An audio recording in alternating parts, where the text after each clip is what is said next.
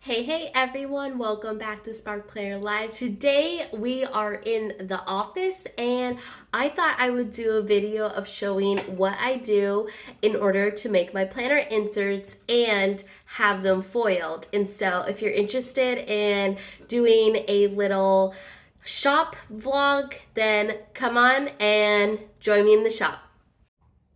So the first thing that I need to do in order to get my planner inserts cut, printed, and foiled is I need to heat up my laminator, as that takes time. We need to get up to about 400 degrees Fahrenheit, and that takes some time. So I'm gonna go ahead and plug in my laminator to get that heating while I boot up the computer to print off the inserts. So here we have the laptop. I'm getting the double screen ready.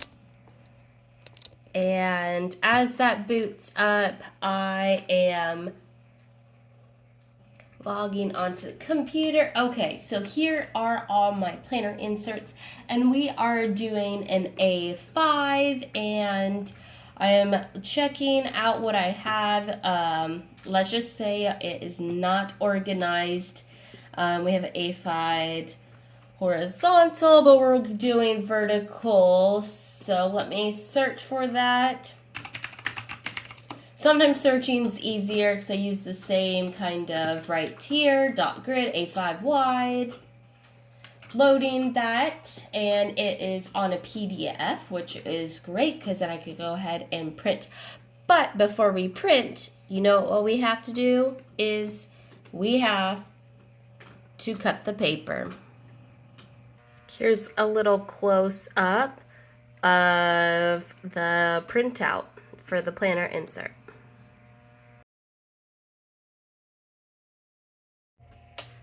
Okay, so paper is all cut. So I use, this is 148 GSM. So what that means is that it's a thicker paper. I believe it's about 100-pound text, which is like roughly 40 to 50-pound bond paper, something like that, but it is a thicker paper, so there is no ghosting. And what I like about it is it's not super smooth, which is nice because there's a little tooth to it, and which that means is that you could kind of pull off the stickers. If you lay something down and you want to rip it off real quick, you're able to kind of manipulate it a little bit and take off the stickers, so you're not having to get your undo and have to let that dry and all that stuff. So that's the nice thing about this paper. I've had really good luck with it. So now I'm going to pop these in the printer and we're going to print. So the pages are all printed out, super cute. And now I'm going to punch them, and then I'm going to go grab, this is going to be a hollow foil, a silver hollow, and then we got to cut that. And I don't have the right tripod, so it's going to be kind of choppy, but personally, I just use a really basic 6-ring hole punch. I try to get a more heavy duty one, but it just wasn't lining up correctly. If one day, my business gets large enough that I'll invest in a paper drill, but for now, this does the job. And the key is to do only a few pages. So I do 2 to 3 at a time because it could lead to a paper jam, and we don't want that because then we'll have to reprint and all of that. So let's do this. I don't think I could angle correctly right now, but I'm going to probably switch you to a different tripod. But I figured while I'm cutting this, might as well chit chat.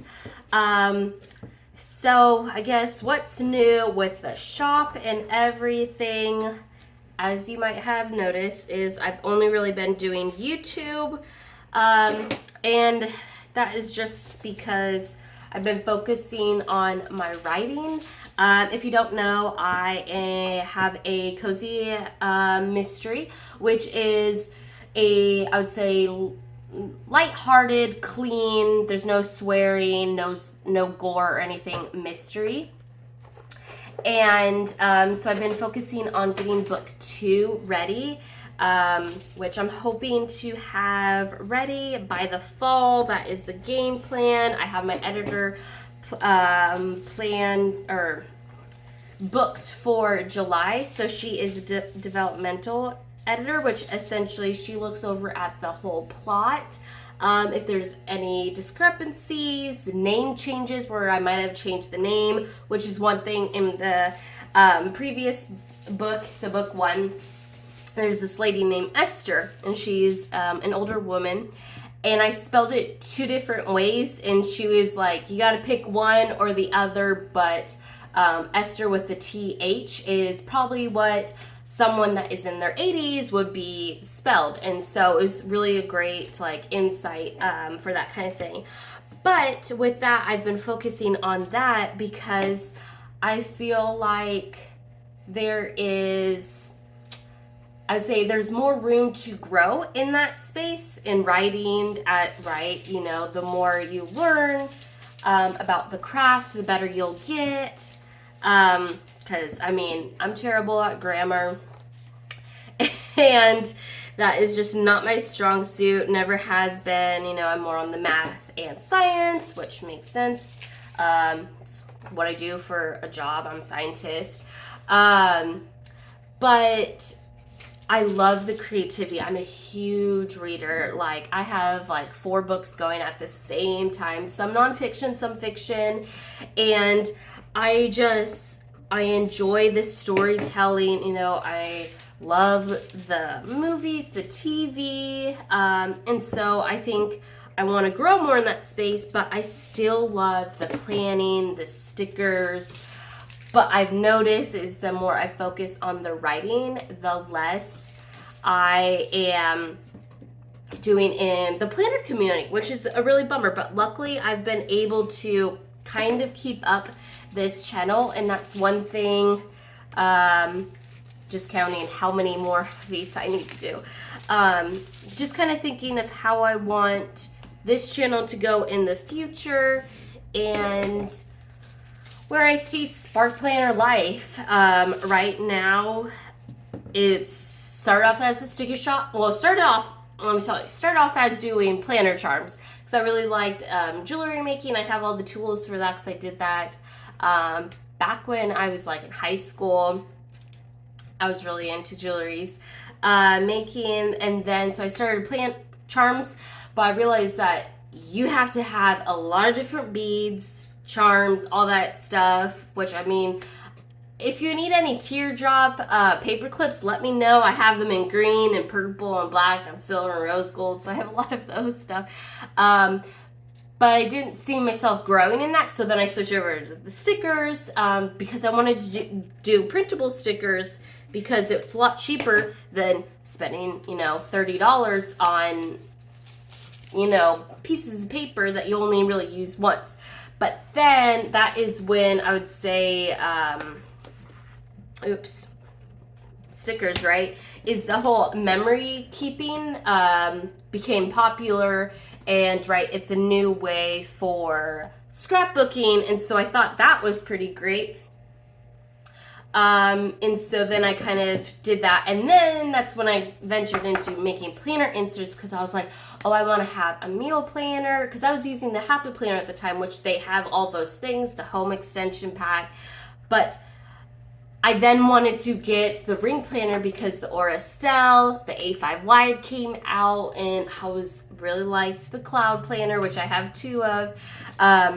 So I switched over to that, and I decided to make my own planner inserts. So then I kind of went into that, and so that's what I've been more focusing on. But I kind of dipped off.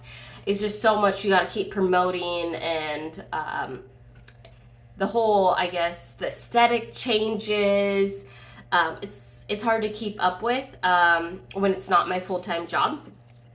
And so that's why I've kind of been taking a break, breather, but then, you know, still some orders come in, which is awesome. So thank you if you have ever ordered from me. And if not, you know, that's cool.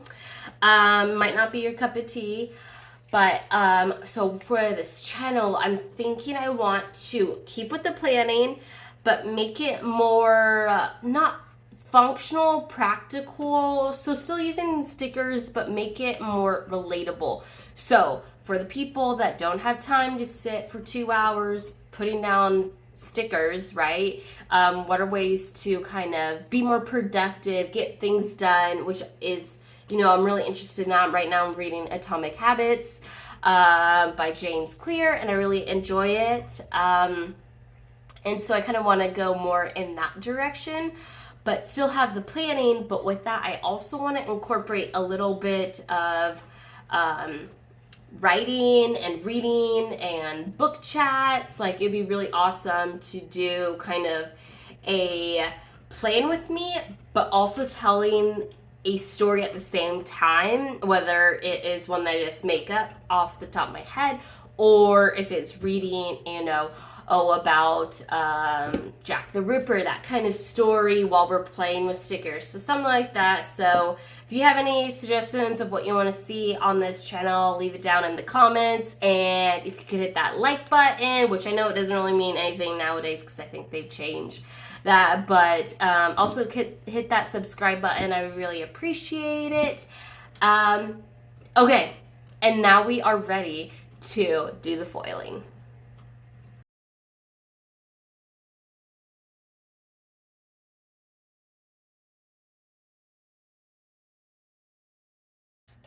Here we have it. This is a Mylar sheet, and so I am essentially just laying down the sheets and feeding it through. Takes a while, but it's pretty great. I have one ready right here. The key is with toner foil is you got to let it cool before you remove it, because if you remove it too fast, the toner has not adhered to the foil and it will rip off. Let me tell you, I've done many mistakes for that. So I've learned that you let it cool, don't be so impatient, and it will turn out beautifully.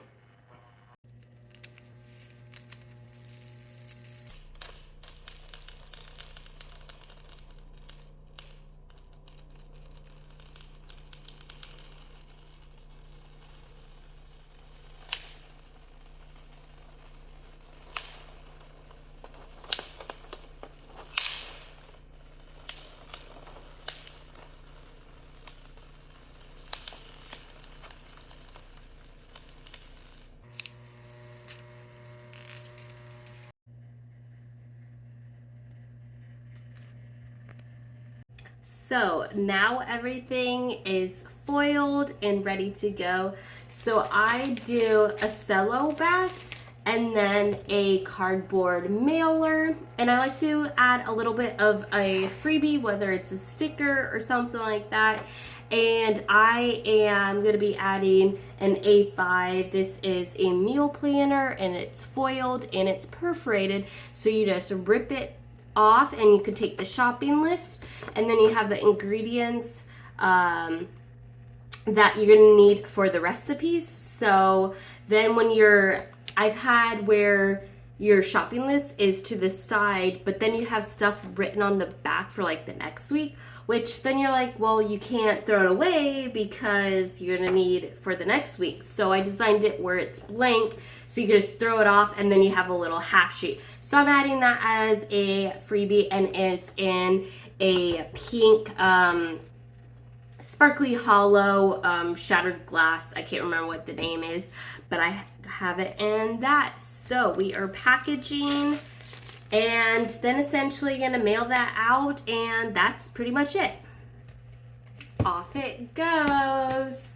So thank you so much for joining a little planner insert making here at Spark Planner Live, and I'll try to leave all the links down below of all the equipment and supplies that I use. And if you have any other questions, go free, head it in the comments down below, and until next time, bye.